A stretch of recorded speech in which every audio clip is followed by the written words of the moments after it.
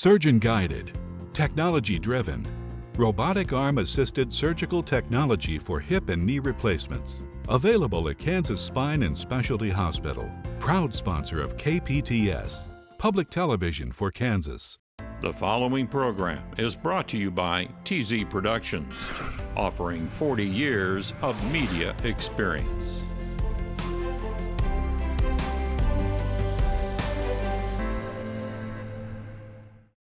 This week on Hatteberg's People, see what happens when the predator rescues the prey. It's an extraordinary event caught on video. Also, the small Kansas town that turned it around. See how townsfolk rallied together to rescue their dying community. Plus, I'm 81 right now. I've been in a bathtub one time. Now don't let that scare you off. You don't want to miss this trip back to the 1980s. Fred Sherman used to play for silent movies. In later years, he performed at probably the only grain elevator in the world with a piano. and Bud and Loretta Jilka's marriage lasted more than half a century. And so did their car. Meet the Salina couple with the little Corvair that just wouldn't quit. Those stories and many more coming up next on Hatteberg's People.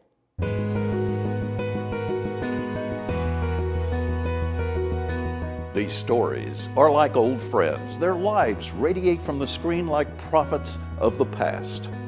They were teachers, but not in a classroom.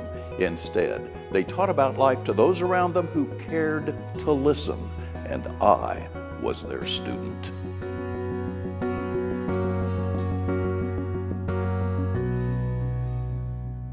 The only shots he took were with his camera. A Kansas deer hunter becomes a deer rescuer, saving an animal in distress. Good evening, I'm Susan Peters. And I'm Larry Hatteberg. Evan McNally says instinct took over. He became the predator who rescued his prey, and he captured it all on video. And here it is, and please be warned, this video is graphic. You're all right, buddy. You're all right. You're all right. Few hunters ever witness this. A 9-point buck with antlers entangled with another 9-point buck that has been eaten by coyotes. He was fairly active. He was still pushing and dragging, and I mean, he had a lot of life left in him, and I knew then that I probably should try to step in as much as I could to try to free him. I was just trying to calm the deer, you know, petting him, scratching his neck a little bit, and it did seem to work. He really held a constant pressure against me. I had originally started to try to just manipulate the horns to get them to come apart, which didn't work at all. The connection that I really felt with him, it was more towards the fact that he allowed me to do what I did. Evan has been a hunter since he was a child. I was raised in a family that hunting is what we did, game is what we ate. You know, I hunt what I eat, and I eat what I hunt. It's not a sport, in my opinion. It's not fair to the animals to call it a sport. It's just a predator-prey relationship that's been going on forever. But on that fateful day, the predator-prey relationship changed. Could he save the remaining entangled buck, or would he have to put her down? Well, Evan couldn't get the buck freed by hand from the carcass of the other animal, so he went back to his truck for a wood saw. Because I knew it was going to be harder to cut through and take more time and more vibration, and I ended up just making it halfway through the horn and was able to snap it off, and at that point he really was free. At the last point, I actually had to reach down and slowly kind of raise his head up just so he could realize that he wasn't attached anymore. He saw the horizon and he just realized that I can go, and he moved on. I just had a sense of relief that it was over, obviously, and that he was able to get up and run off and hopefully, you know, survive. I would love to see him again as much as possible in the future. but I just couldn't reach for my bow to take him. I really think he could see me and recognize me as well as I could look at him and recognize him. He trusted me to do what I did. Now, Evan says normally it's easy to tell deer apart by their unique antler patterns. And although this one was so young, it was still maturing at the time, so he's not sure whether he's seen that deer since. But really, an extraordinary piece of video that Unbelievable. He filmed himself. And he thought to put his GoPro on. Isn't that amazing? That's really neat. Yeah. Okay, Kansas is known for its hunting and for its rural lifestyle, with hundreds of small towns dotting the map. But most of the smallest towns have been declining for many decades, as we know here in Kansas, many to the point where there's virtually nothing left. That's not the case, though, in Tipton, thanks to Fred Smith and his neighbors, who rallied together and turned their little town around. A beautiful little town nestled on the Carr Creek in the valley of the Blue Hills. A farming community, a Christian community, a piece of Americana. Fred Smith is a former suburban Chicago police officer. Today, he and others are the backbone of Tipton, Kansas. He runs the local newspaper, the grocery store, the restaurant, even a car wash. You take away certain businesses and you lose the town. And I want to quote from my own editorial, and I don't even have it in the paper yet, but rural America needs small towns like Tipton. We're the last vestige of what this country was founded upon. Tipton is a living, tangible picture of what it actually means to be American. And Norman Rockwell couldn't have painted this town any better. Everyone loves even the town cat. And he has 3 or 4 names. Most people call him Murr because somebody asked him what his name was and he said Murr. Yeah, he's an institution in this town. But keeping a town going isn't easy. This is a new school building built when Tipton was threatened with consolidation. Tipton was going to lose its school. The town said no. The school is the cornerstone of the community. It's the veins of the community. The kids are the blood that runs through us. And you take that out of our town, you've got a corpse. It'll die. So they built this private school for the primary grades and used this school for the high school. They made enemies, but they saved their town. They wanted to try and figure out how many people have moved back here in the last 5 years since we kind of got our school thing resolved. There's been a total of, I think, we counted up 55 people that have moved back to Tipton in just the last 5 years. They've come home. And this is 35 of them. A town can't be without a grocery store. When this one closed, Fred took it over. The reason a small town is going to survive is because of leadership. And leadership has to come from everybody because, there can't just be 1 or 2. It's got to be a whole community that wants to survive. I went from being a police sergeant to a bag boy in my grocery store. So. And every small town has to have a gathering place, a restaurant. When this one faltered, it was Fred who stepped in to keep it going. For 6 months, we didn't have a restaurant. And you could tell the difference. There was no place to go. And when word got out of what we were doing, it turns out there's 44 people wanted to go in and help us do it. It's home. You got to take care of home. You got to admire Fred. From a big city police sergeant to saving this tiny town, which is absolutely darling, totally worth saving. Congratulations to him. Is it far from Wichita? Well, it's a drive. It's out in the middle of nowhere up in northwestern Kansas, basically. Yeah, but Fred's story is you got to get involved. You want to save the town? You have to get involved. You can't just let somebody else do it. And he did it. He did it. And the success story continues. Fred says several new families have moved to Tipton since I did that story in 2012. Amazing as it is. And he says the schools are doing well. And he's still running the grocery store and the newspaper, but he sold the cafe to a young woman who continues to make a go of it right there in Tipton. Really? Mm-hmm. So everything's still going? It's active little place. All right, love it. Now we're going to go to a small Kansas town that virtually ceased to exist by the 1980s. Yeah, but there were still signs of life thanks to Fred Sherman. In Neola, Kansas, the trains don't stop here anymore. Up here it says, "Welcome to the friendliest place in town." Well, no wonder, this is the only place there is in town. Best thing you can do for your health is laugh. This elevator and a few homes are about the only thing left in Neola, and Fred Sherman knows them well. Well, if you're a country person, it's just near heaven as you can get, I think, here on earth. Just between you and me. In the 40s, he owned this elevator, and inside it probably hasn't changed much. There's the Coke machine, a wood stove, Sure is. and wooden shelves with a variety of aging products. Fred doesn't own it anymore. He says now he just comes here to loaf. I say, you know the reason every man ought to have a wife? You can't blame everything on the government. Remember now, we're just passing time out here in the country, watching the railroad tracks disappear, looking at the pigeons, and watching the wheat grow. So Fred's stories help pass the time. I'm 81 right now. I've been in a bathtub one time since I was 18 years old. For instance, did Fred ever tell you that he only takes sponge baths? I'll tell you what, I'll put my smell up against anybody that comes along.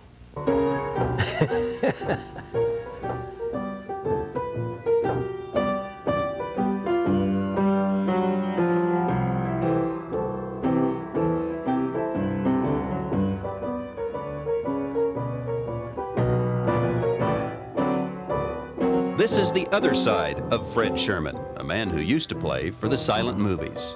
Now, this old piano plays solo to the past.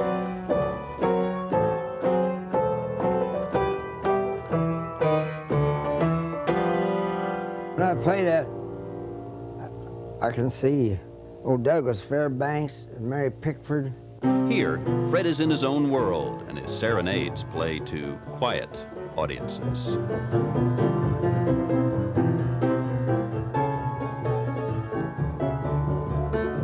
On the interstates, we miss these little towns, these white spots in the road, and so we miss folks like Fred. You won't find him among the neon and the computer cash registers. He's happy here, where the trains pass by, but never stop.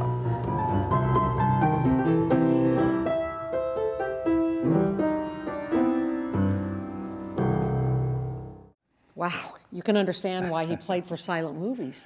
He's an incredible piano player. He really was, and the real important thing to me was how many grain elevators in Kansas do you go to where you find a guy playing a piano to the past? I love it, love it, love it. He was a great guy. Well, Fred has long since passed away. And the elevator, well, we're told it was abandoned a long time ago. It's overgrown with trees and weeds, and it's unfortunately barely recognizable anymore. Really? Yeah. Okay, I really want to... Time marches on. I want to drive out there I know. and look at that grain elevator. Neola, Kansas. All right. Look for it on the map. Love that history.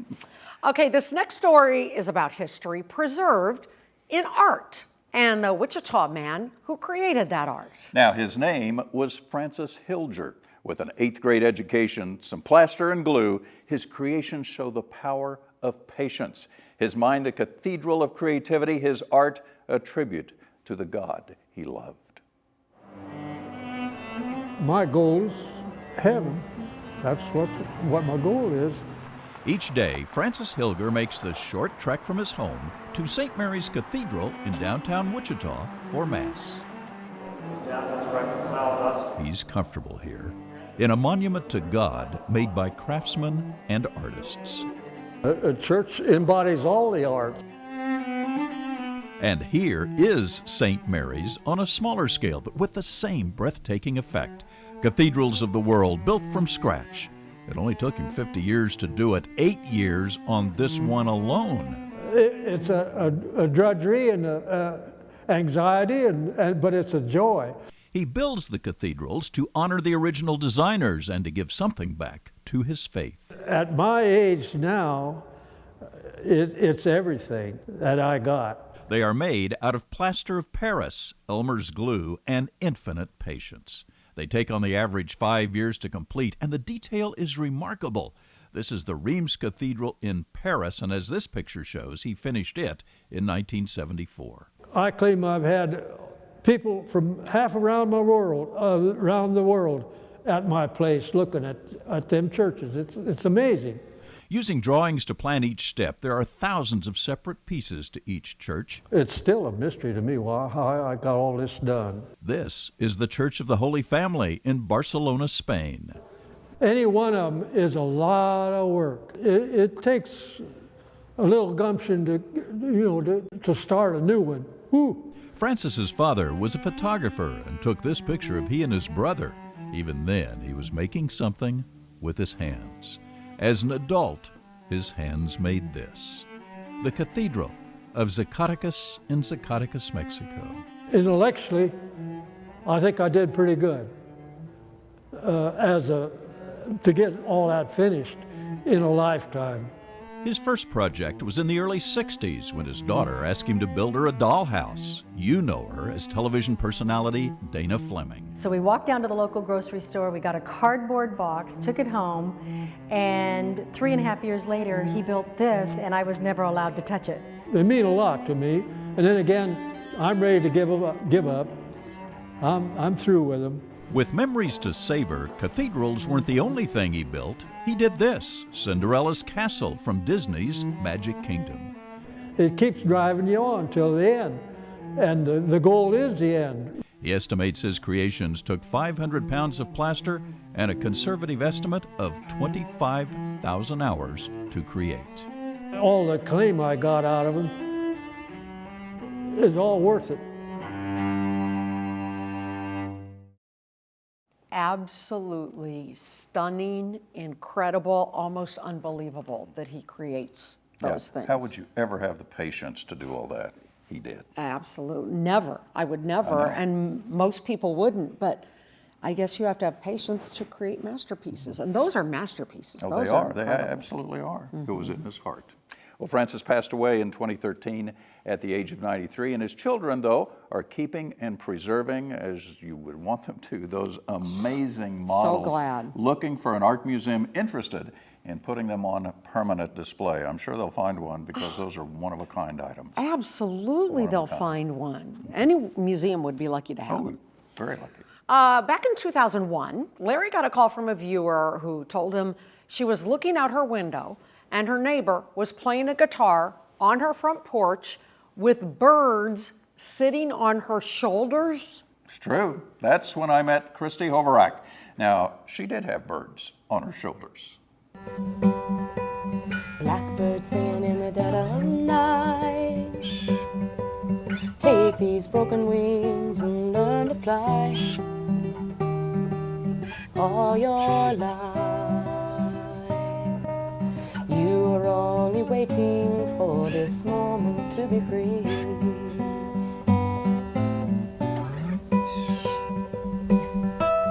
Blackbird singing in the dead of night. Christy Hoverack may be singing about blackbirds, but those are baby blue jays perched on her shoulder. All your life, you are only waiting for this moment to be free. A couple of weeks ago, neighbors cut a tree down. 2 newborn blue jays had no home. Christy became their mom.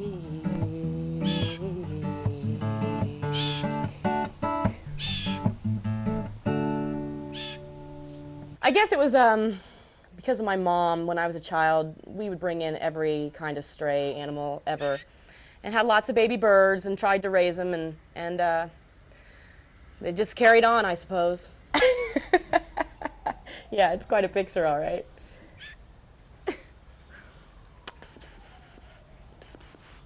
You hungry? Are you hungry? Oh, I know. I know. Such a big bird. And you eat now. I will not cage them, ever. Oh, goodness. They can do what they want and go as they please.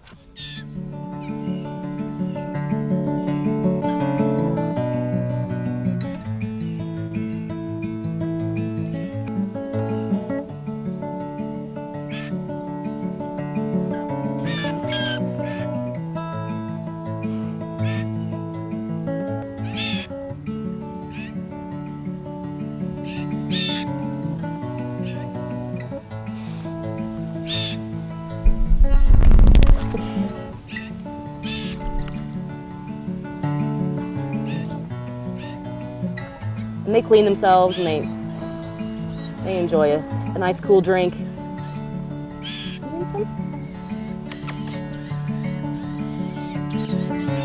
Everybody can do this. Everybody can find their own type of relaxation. This just happens to be mine. I think they like it too. Do you? Do you like it? You do. You do. You do. You do. Peaceful and free. Okay, I thought I'd seen it all. But no, Larry finds a woman who has two birds sit on her shoulders and she plays the guitar. That's amazing. And can sing. You know, she had the great personality just for this. And I was just lucky. We were just driving by. There she was. Okay, and the birds were babies when they first cut down the tree that they were housed in. And they attached themselves to her. Like she's their mom. Yeah, exactly right. Isn't that cool? Yeah. That's amazing. Well, unfortunately, we're not sure what's happened to Christy since I did that story. We haven't been able to find her yet, but I'm sure that if there are baby birds around, she's having a great time. And remember, if you know how we can contact her, just drop us a line. The email address is hattebergspeople@kpts.org. In 2011, Bud and Loretta Jilka of Salina are celebrating 50 years of marriage. And 50 years with the same car. I can't believe we still have this car after 50 years.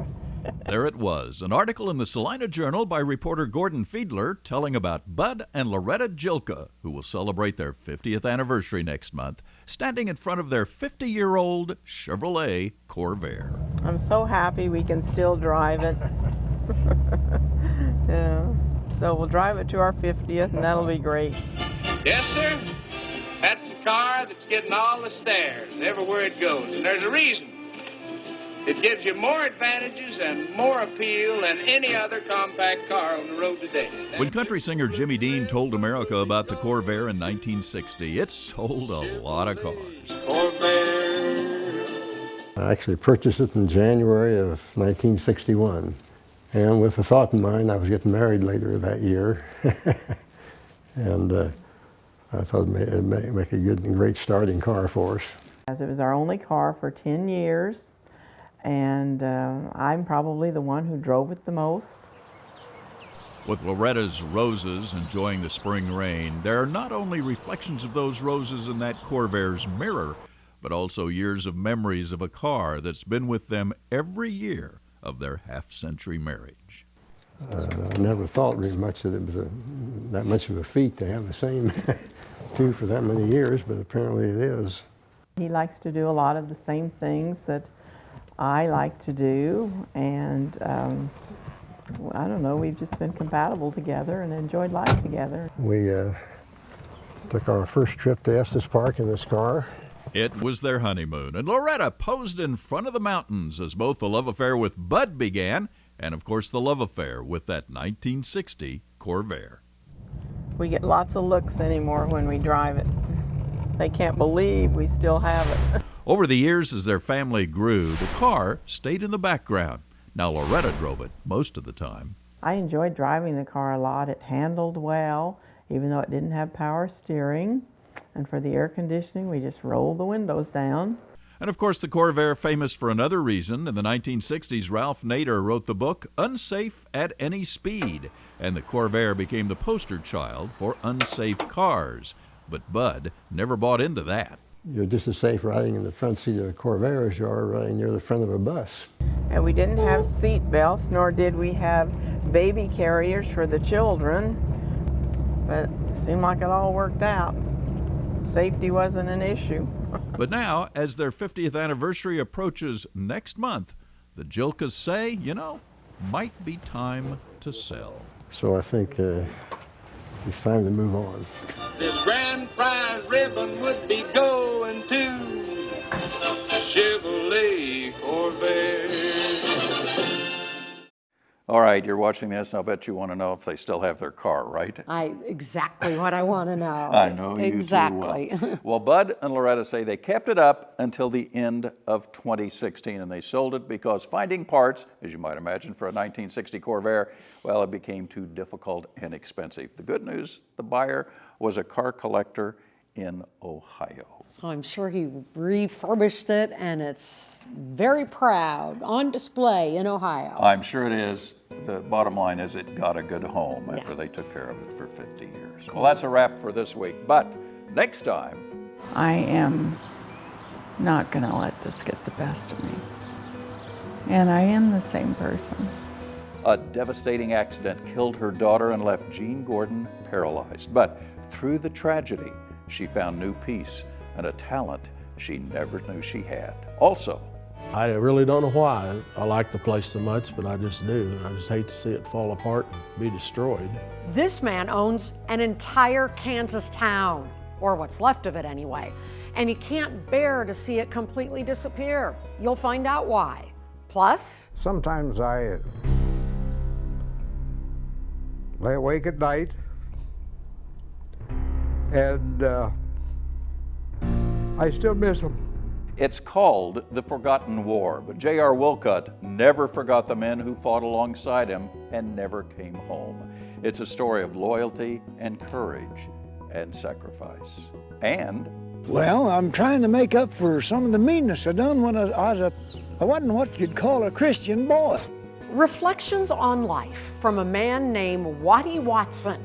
It's a slice of life from 1979. And we'll have those stories and many, many more on the next Hatteberg's People. Say goodnight, Susan. Good night, Susan. Good night, folks.